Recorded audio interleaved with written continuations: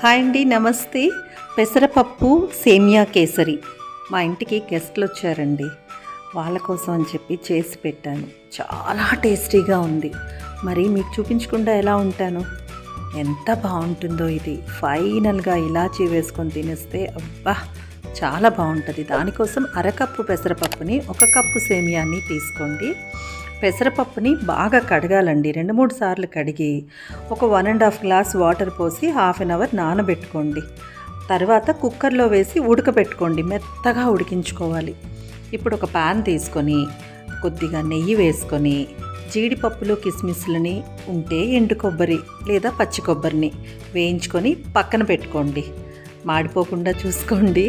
తర్వాత మరి కాస్త నెయ్యి వేసుకొని సేమియాని కాసేపు ఫ్రై చేసుకోవాలి. నాది ఎలాగా వేయించిన సేమియానే అనమాట, అందుకని ఇంకా పాలు పోసేసి ఉడికించేస్తున్నాను. సో అది ఒక పక్కన ఉడుకుతూ ఉంటుంది.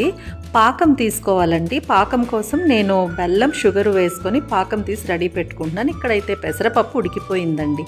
మెత్తగా మ్యాష్ చేసేసుకోండి పప్పు గుత్తుతో. ఎంత బాగుంటుందో ఇది. సింపుల్ కూడా. సో హాఫ్ బాయిల్ అయినటువంటి ఆ సేమియా మిశ్రమంలో ఈ ఉడికిన పెసరపప్పుని వేసేసుకొని బాగా కలిపేసుకోవాలన్నమాట. అది దగ్గరకు అయిన తర్వాత ఇక్కడ పాకం రెడీ అయిపోయింది కదా, మీకు వద్దనుకుంటే ఉట్టి షుగర్ కూడా వేసుకోండి. నేను ఇక్కడ బెల్లం కూడా యాడ్ చేశాను అనమాట.